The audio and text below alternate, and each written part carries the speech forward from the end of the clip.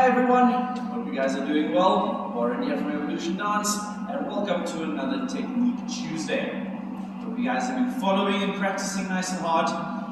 You'll see last week we worked on how we implemented the grounding in the Latin, in the rumba basic. Today we're going back to ballroom. We're going to look at some basic rise and fall principles in the waltz. Yep, something that's often very misunderstood and danced incorrectly. That can be fixed very, very easily. So we want to look at where we start rising, where we finish rising, and also how to lower correctly. Just a couple of things that I've noticed teaching, watching other dancers over the years, the biggest places that people make mistakes.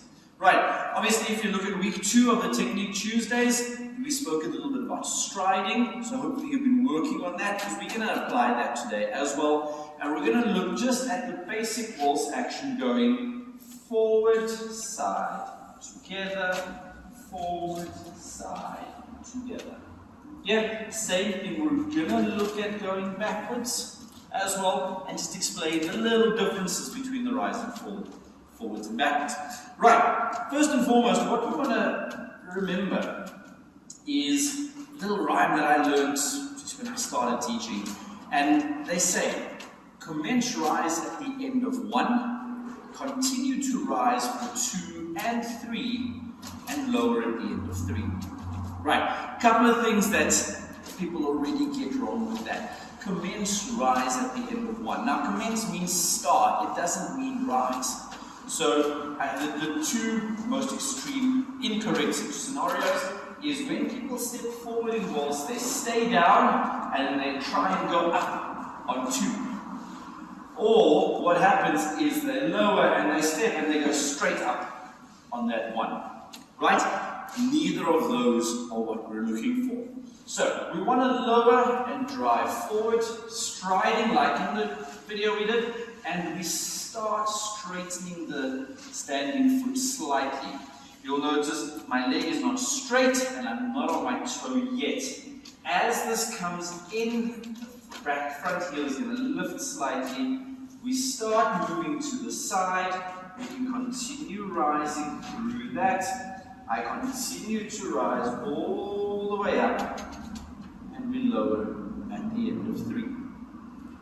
Right? So, the second part that people often get wrong again is we get 1, even if they get this right, they go up on 2. Right? It's a gradual rise. So you want to have 1, we start rising, we continue to rise on 2, and I continue to rise through 2, up to 3, and then we lower at the end as we prepare to take our next step.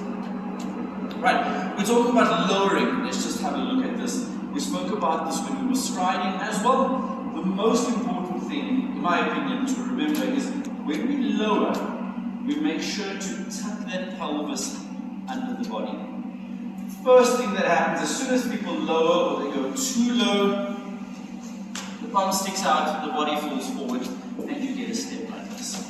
Yep, we definitely don't want that. So as we lower, we're going to get into the leg and tuck that pelvis under the body so that we can start moving. As we get onto the front foot, we get everything over the front foot, and we maintain that posture. Yep, again, as I said, to have a look at week 2, we covered that quite comprehensively when we were talking about striding. Now, when we're moving backwards, the only real difference is the rhyme continues. It says, commence rise at the end of 4, no foot rise. And we're going to look at that, that's very important. And then continue to rise for 5 and 6, lower at the end of 6. Now, if we take that little rhyme, we're looking to go forward, we go. Commence rise at the end of 1, so a little bit of straightening, so it's more of a body rise, and we start getting that heel off the ground. We continue to rise for 2 and 3, we lower at the end of 3. Now when we step back, we go commence rise at the end of 4, no foot rise. So what they mean by foot rise is the foot stays flat. I don't rise through my foot on 4. I start rising through the leg, through the body.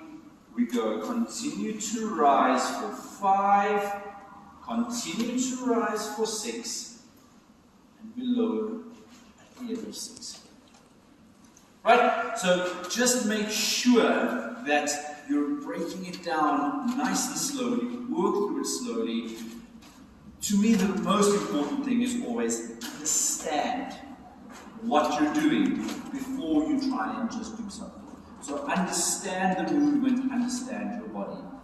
And yeah, from there, your waltz rise and fall should get a lot more natural, a lot smoother, and you'll be able to get a lot more out of your body if you lower well and you commence and continue to rise all the way and lowering at the end of the time. Keep working, keep practicing. If you guys have any questions, comments, anything that you'd like to see us cover, leave it in the comments, let us know. Like, subscribe, share the knowledge, help everybody out, and we will see you next week.